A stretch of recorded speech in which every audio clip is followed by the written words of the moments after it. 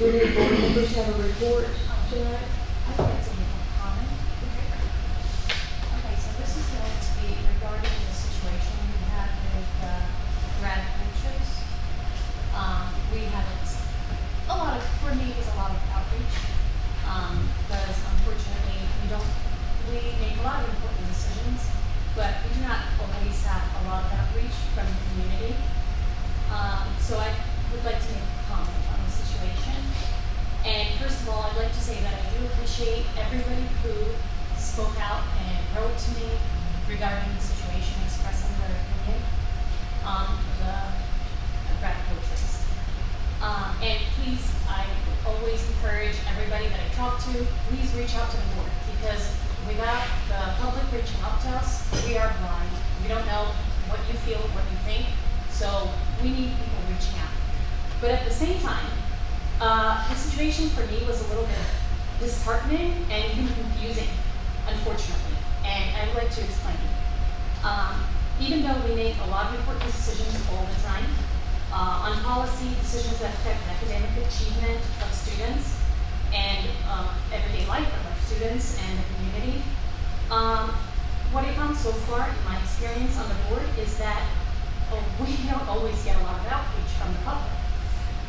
So when the public was invited to give outreach for a textbook for our schools, which I think is an extremely important decision, our educational community, and I mean, when I say that, I mean parents, teachers, staff, everybody, because we are all responsible. We had very low engagement. That was disappointing to me. We had horrible things happen like bomb threats, very low engagement. At least for me, as a board member, I saw very low engagement.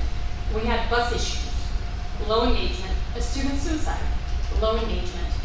And then several positions were being discussed, and boom, there was so much engagement. It was unusually high engagement. I got a lot of emails, and again, I'm happy that I got a lot of engagement.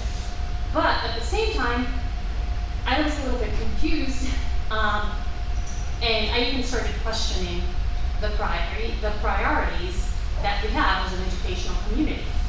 Are they in the right place? We are here for students and families of Poplar County to make the system better for the students.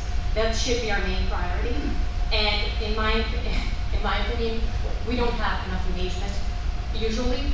And when a couple of controversial positions pop up, all of a sudden we have this huge engagement. And it's kind of disheartening for me as a board member. And this is just my opinion. I'm not speaking for the board, of course. And also another thought just came from that situation. My takeaway was that if we are not able to get rid of temporary positions once they have been created, that is a huge problem.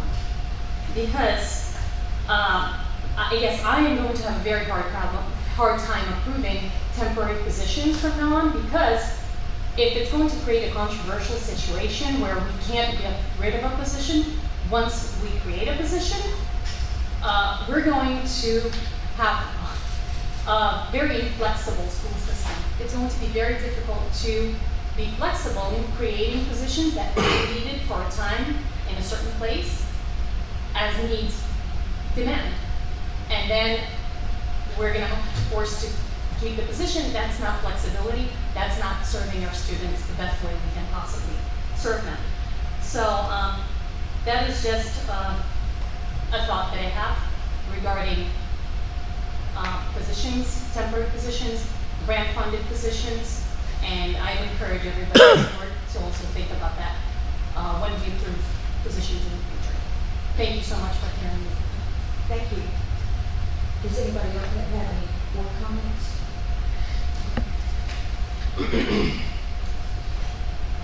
Do we have any public comments tonight? Yeah, I have a question. Christina Smith, first time attending a school board meeting. Thank you for having us. I guess my question is, you spoke of these positions. You said it was a something coach position? Graduation. Graduation coach.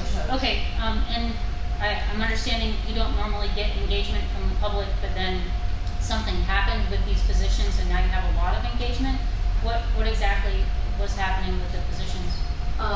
So you'll correct me if I get anything wrong, but, so we have these positions in, 2 high schools, and, the positions were for ensuring that our students will be able to, meet all the requirements for graduation on time. And many people thought they were very helpful, like I'm sure the guidance counselors, who probably worked with them. And some people I heard didn't think they were helpful. So it was a little bit of controversy whether the positions were helpful, according to what I heard from my constituents. But I don't know, again, I'm not speaking for the whole board because I don't know what your constituents said. When as I understand, the positions were temporary positions, grant funded, correct me if I was wrong? They were funded through Yes. federal one-time dollars, and anybody that was hired under those federal one-time dollars signed a contract acknowledging that when the money expires, the position would expire. Okay.